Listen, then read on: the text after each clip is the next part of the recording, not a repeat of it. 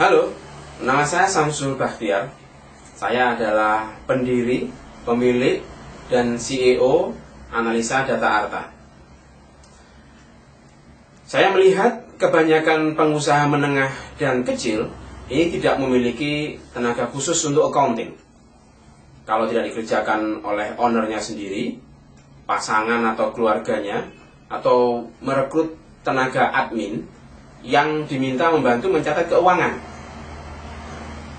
Di samping karena persepsi budget, juga karena pemilik tidak memiliki kompetensi financial literacy atau kemampuan membaca laporan keuangan.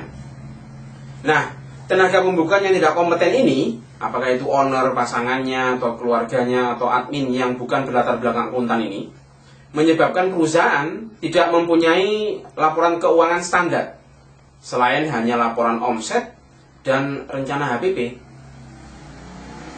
serta rencana profit. Pengusaha kecil dan menengah kebanyakan tidak tahu realisasi HPP-nya berapa. Demikian juga dengan nilai inventory di gudang, ini juga seringkali hanya perkiraan saja. Modal akhir, posisi kas, karena rekening ini seringkali bercampur dengan rekening keluarga atau rekening usaha yang lain. Hutang usaha, dan yang parah ini adalah bahwa mereka tidak tahu berapa profit perusahaan sesungguhnya. Nah, karena banyak hal-hal detail dalam keuangan yang tidak mereka ketahui, maka para pemilik usaha ini mengambil keputusan itu berdasarkan feeling. Beberapa hal yang menyebabkan kebangkrutan perusahaan dari sisi keuangan adalah penggunaan uang yang tidak sesuai keperluan, kemudian hutang berlebihan, pegawai yang tidak jujur, pengembangan usaha tanpa melihat kondisi keuangan, hanya semangat, wah ini pas ada peluang misalnya, langsung masuk.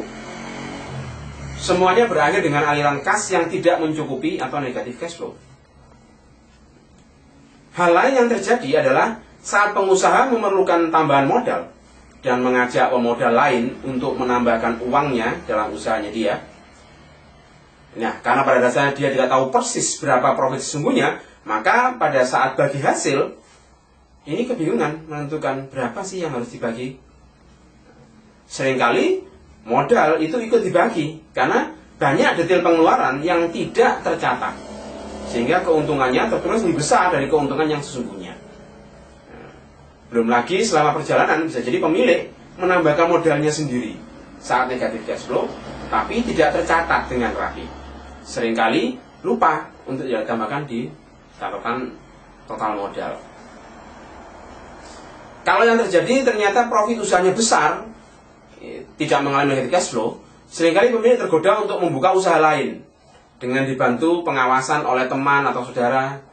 Nah, tapi karena masih memakai satu rekening yang campur, maka tidak diketahui mana yang sehat dan mana yang tidak sehat. Usaha yang pertama berhutang berapa kepada usaha yang kedua misalkan. Demikian juga sebaliknya. Malah muncul prasangka negatif kepada teman atau saudara yang dipasrai untuk mengawasi tadi. Nah, di sisi lain, ternyata sebenarnya banyak tenaga akuntan yang berpengalaman tapi nganggur. Khususnya wanita, usia 28-35, yang dulunya pernah bekerja di perusahaan di bagian akuntan. Karena alasan berkeluarga dan sudah punya anak, atau ikut suami pindah ke kota lain, atau tidak boleh bekerja di luar rumah, atau perusahaan yang lama justru yang pindah ke kota lain misalkan, atau alasan-alasan yang lain. Rata-rata juga punya komputer di rumahnya dan ada jaringan internet di rumah atau di dekat rumahnya ada warnet. Mereka sebenarnya ingin membantu menambah pendapatan keluarga, tapi bingung harus ngapain. Padahal dia kompetensinya adalah di akuntan. Dia nyoba-nyoba bisnis internet, misalnya melalui internet seperti itu. Dan ada juga akuntan-akuntan yang sekarang masih aktif bekerja di perusahaan yang mencari tambahan dengan side job atau mengerjakan laporan keuangan perusahaan lain di paruh waktu. Nah, itu ternyata juga banyak. Kami sudah melakukan tes dan ukur beberapa iklan dan ternyata responnya cukup bagus. Dan mereka senang sekali begitu ada tawaran untuk bisa bekerja paruh waktu atau bekerja melalui rumah tanpa perlu keluar rumah. Mereka senang sekali. Kami telah menemukan cara untuk mempertemukan pengusaha menengah dan pengusaha kecil dengan para freelance akuntan, sehingga keduanya bisa bahagia. Pengusaha mendapatkan jasa layanan akuntan profesional dengan budget yang terjangkau, sedangkan freelance akuntan mendapatkan tambahan income tanpa harus ke kantor.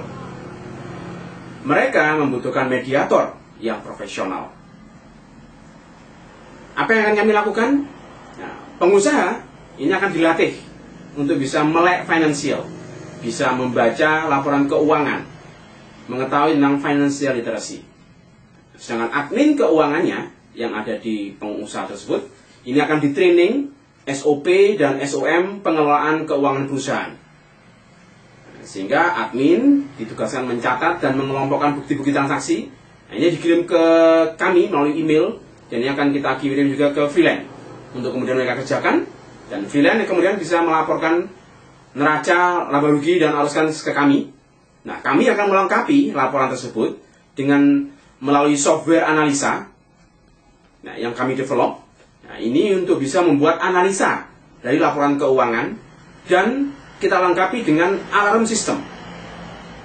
Proses ini disistemasi sehingga memudahkan freelance akuntan untuk dapat menangani 10 perusahaan sekaligus dengan tetap menjaga keakuratan laporan keuangan tersebut.